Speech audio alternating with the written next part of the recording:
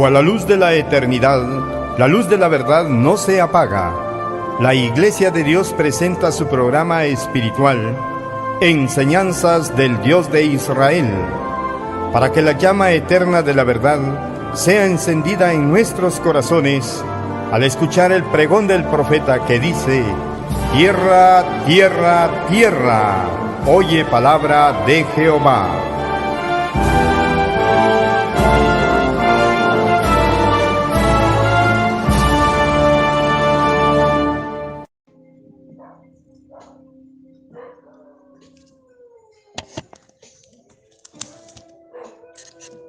Apreciables hermanos y amigos que nos escuchen en esta hora, vamos a tener una reflexión en este momento, esperando que bendiga a Dios a su amada iglesia, que bendiga a nuestra familia y bendiga, Padre Santo, a todos los que escuchen este mensaje que le hemos titulado El amor sea sin fingimiento. Es un breve mensaje que esperamos que nos ayude a todos para poder, en estos tiempos que vivimos, aprender algo bueno de acuerdo a la voluntad de Dios. Bien, les decía, este tema es bien importante porque vamos a hablar del amor verdadero. El amor verdadero es aquel que no espera nada a cambio. Así se conoce en alguna manera. Cuando hay amor verdadero que no es fingido, es dar todo a cambio de nada. Así se conoce en el ambiente que vivimos todos los días. Quiero decirles, hermanos, que la palabra de Dios así nos muestra el apóstol Pablo en su carta a Romanos capítulo 12. Dice a la letra del verso 9 en adelante. El amor, dice allí expresamente, dice, el amor sea, el verso 9 dice, sin fingimiento. Luego dice, aborreced lo malo, seguid lo bueno. Dice el versículo 10, amaos los unos a los otros con amor fraternal. Oiga usted, mi hermano, amada iglesia, lo que el Señor recomendó en una y muchas ocasiones, decía el Señor, un mandamiento nuevo os doy, que se amen los unos a los otros como yo los he amado. Así nos enseña el Divino Maestro. Y por eso dice en el versículo 10, recordando el apóstol Pablo las palabras de nuestro Señor y Salvador Jesucristo, dice, amaos los unos a los otros con amor fraternal. O sea, un amor verdadero, un amor sin fingimiento, que no vaya mezclado con ninguna hipocresía. Eso es el fingimiento. Amor fraternal, dice, en cuanto a honra, prefiriéndoos los unos, dice, a los otros. El verso 11 dice, en lo que requiere diligencia, dice ahí el apóstol, no perezosos, fervientes en espíritu, sirviendo al Señor. Esos son algunos detalles, ¿verdad?, que nos va diciendo la palabra de Dios en esta oportunidad. Dice que debemos de tener diligencia y dice no perezosos, porque la diligencia es lo contrario a la pereza. Y dice fervientes en espíritu. O sea, que sea un espíritu con un fervor todos los días, todo el tiempo. Así debe de ser nuestro espíritu en nuestro comportamiento para los demás. Y dice sirviendo al Señor. Dice el verso 12. Gozosos en la esperanza, sufridos en la tribulación y constantes, dice ahí el apóstol, en la oración. Estas son, ¿verdad?, algunas recomendaciones muy sabias que nos dice la palabra del Señor. Dice que tenemos que estar gozosos en la esperanza. ¿Esperanza de qué, hermanos? Amigos, familia. ¿Qué esperanza es la que usted y yo albergamos todos los días?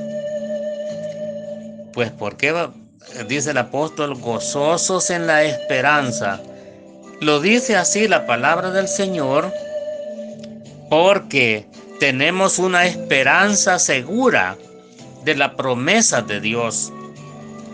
Es una esperanza de la vida eterna que no va a tardar en llegar cuando el Señor venga. Por eso dice que estemos gozosos todo el tiempo. En otra carta dice el apóstol Pablo, regocijaos en el Señor siempre. Eso nos recomienda. La palabra regocijo lleva doble ánimo de gozo, doble. Por eso dice el apóstol, regocijaos en el Señor siempre, con un espíritu afable, con un espíritu de alegría, de servicio al Señor. Eso es lo que Él nos ordena y nos pide, gozosos en la esperanza, sufridos en la tribulación. ¿Quién no sufre en el Evangelio? ¿Quién puede decir que a través del Evangelio, al haber llegado a la iglesia de Dios, todo sale bien y nada sale mal? No es así, hermanos. Conocemos bien, perfectamente, que en el Evangelio verdadero del Señor se sufre constantemente, pero el apóstol Pablo nos recomienda que debemos de tener la capacidad, la tranquilidad de aguantar todas las cosas, las desavenencias de la vida, lo que el enemigo nos quiera poner, como el caso del siervo Job, que ¿quién ha sufrido más que el siervo Job en su momento que tuvo él aquellas pruebas tan difíciles? Pero sufrió con paciencia, sufrió tan esperando en el Señor, que al final, ustedes saben, Dios lo bendijo y terminó aquella tribulación que tenía, y Dios le dio al doble de todas las riquezas que él había perdido. Dios le dio al doble por su paciencia, por su esperanza. Por eso dice, gozosos en la esperanza, sufridos en la tribulación, constantes, dice, en la oración. ¿Qué significa eso? Que la oración es el arma más fuerte para nosotros. La oración tiene que ser para nosotros el arma que no debemos de desistir en ningún momento, ya sea que la vida nos trate bien o la vida no nos trate bien. A veces sufrimos, a veces hay problemas, hay dificultades, problemas económicos, problemas de salud, problemas morales, problemas en los hogares, problemas de los matrimonios. Pero ahí es donde tenemos que ser constantes en la oración, como dice aquí el apóstol. Y por eso nos recomienda la palabra de Dios, orad sin cesar. Así nos dice también otra carta del apóstol Pablo. Así nos dice también el Evangelio de Lucas capítulo 18, verso 1. Así nos dice el Señor, que tenemos que orar constantemente para que no caigáis, dice el Señor, en tentación. De tal manera que el amor debe de ser verdadero, no fingido en nosotros para con los demás. Dice el versículo 13, compartiendo para las necesidades de los santos, practicando, dice, la hospitalidad. Oiga usted, ¿qué nos recomienda el Señor? Compartiendo para las necesidades de los santos, practicando la hospitalidad. Ser, verdad, demostrar el amor con nuestros hermanos, con nuestro prójimo, con aquel que necesita una pequeña ayuda. Así lo dice su palabra. Dice el Señor, al que te pide, dale. Así nos recomienda. Y eso debe de ser en el amor fraternal entre nosotros, como la amada iglesia que somos. No debemos de rehusar querer ayudar en algo a nuestros hermanos. Quiero leer en la carta de Santiago el apóstol algo que nos recomienda al respecto. Y nos dice el apóstol Santiago en el capítulo que vamos a ver enseguida, capítulo 2 me parece, dice el apóstol Santiago que nosotros, dice así, ¿verdad? Dice el apóstol que cuando alguien tiene necesidad, dice, debemos de acudir a aquel llamado de aquel hermano o hermana. Y dice Santiago 2, verso 14, hermanos míos, ¿de qué aprovechará si alguno dice que tiene fe y no tiene obras? ¿Podrá la fe salvarle? Y dice el verso 15, y si un hermano o una hermana están desnudos y tienen necesidad del mantenimiento de cada día, y alguno de vosotros le dice, id en paz, calentaos y saciaos, pero no le dais las cosas que son necesarias para el cuerpo, ¿de qué aprovecha? Oiga bien, mi hermano, cuando el amor es verdadero, no debe de ser verdad, como dice Santiago. El amor tiene que ir acompañado de las obras. Entonces, como dice también un dicho, hechos y no palabras. Alguien tiene necesidad, como dice acá, un hermano, una hermana están desnudos, no tienen ropita, están escasos. Y alguien teniendo no les ayuda y viendo la necesidad, y alguien le dice, solo le dice, id en paz, calentaos, ay, Dios les va a proveer. Pero dice que teniendo no le da. Eso es falta de amor, falta de comprensión.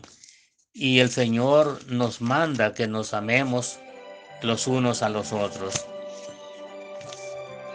Quiero ir finalizando con lo que dice el apóstol Pablo siempre, ahora. En la primera carta de los Corintios, en el capítulo número 13. Y vean ustedes en qué consiste el amor verdadero y cuál amor es fingido. El apóstol Pablo escribe y dice el verso 1, si yo hablase lenguas humanas y angélicas y no tengo amor, vengo a ser como metal que resuena o címbalo que retiñe. Mire que claro nos habla Dios a través de la palabra misma. El apóstol dice, si él hablara lenguas y humanas y angélicas, lenguas celestiales, y es el más profundo en conocimiento, en sabiduría, pero dice, no tengo amor, de nada me sirve, dice el apóstol, porque vengo a ser como el metal que resuena o címbalo que retiñe. Entonces, dice el verso 2, y si tuviese profecía y entendiese todos los misterios y toda ciencia, y si tuviese toda la fe, de tal manera que trasladase los montes, y no tengo amor, recalca el apóstol nuevamente, nada soy. nada soy, dice. ¿De qué sirve que él entendiese la escritura, toda la Biblia?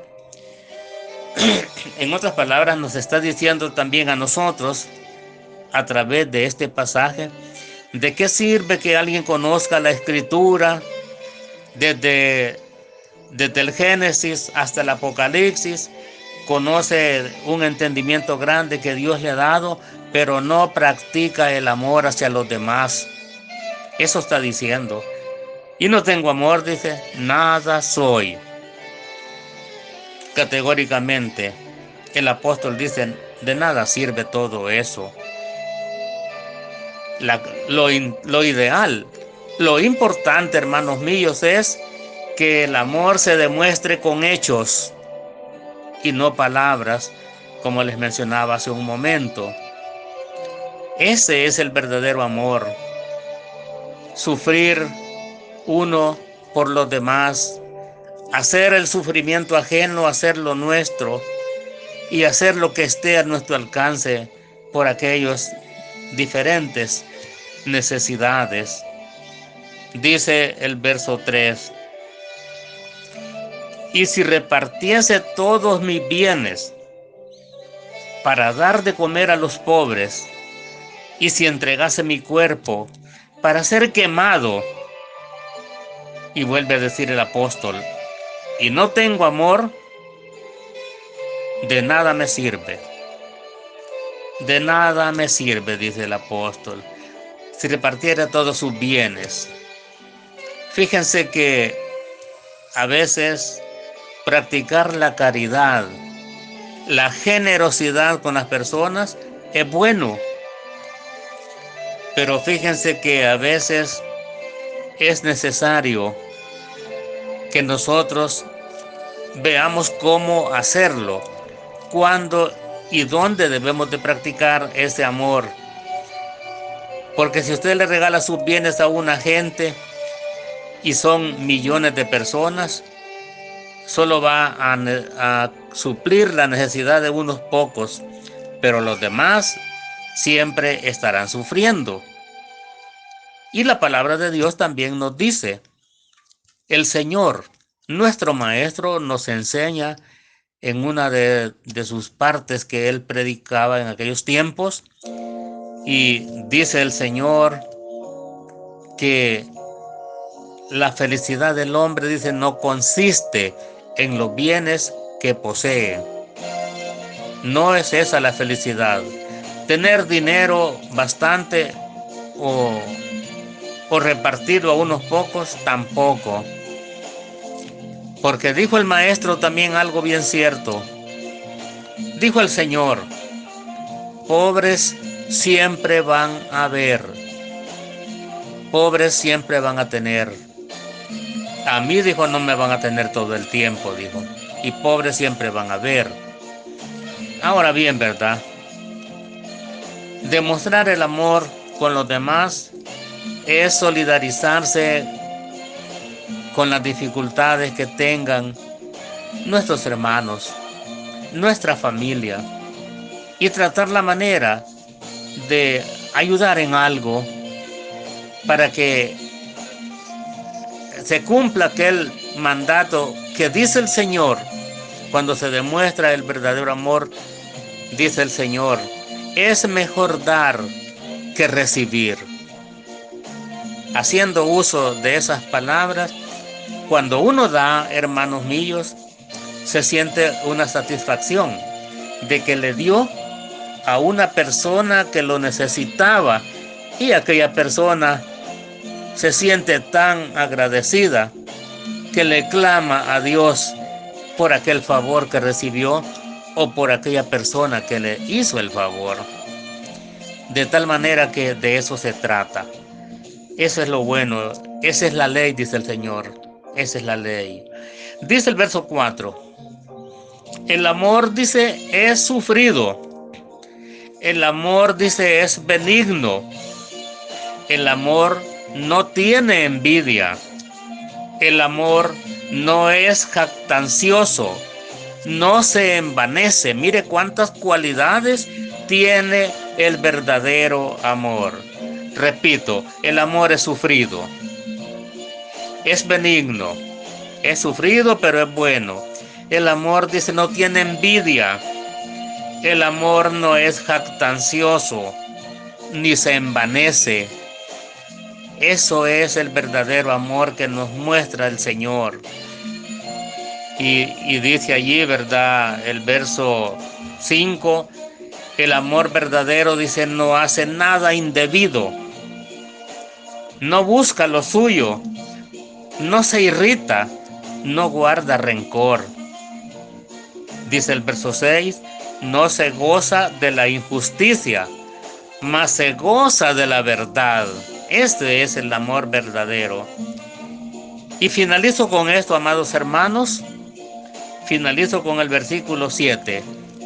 El amor verdadero, el amor no fingido, es aquel que nace del corazón y es aquel que sufre, es aquel que se goza, es aquel que siente que su corazón está lleno de amor y felicidad.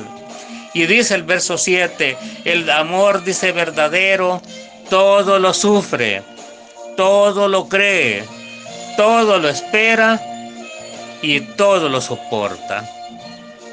El amor verdadero no es aquel que con una media cosa que se le haga a alguien ya odia y ya no lo puede ni ver. Dice, todo lo cree, todo lo sufre y todo lo soporta. ¿Quién soportó todo por amor al mundo? El verdadero amor de nuestro Señor y Salvador Jesucristo. Él murió en la cruz por amor. Ese es el verdadero amor.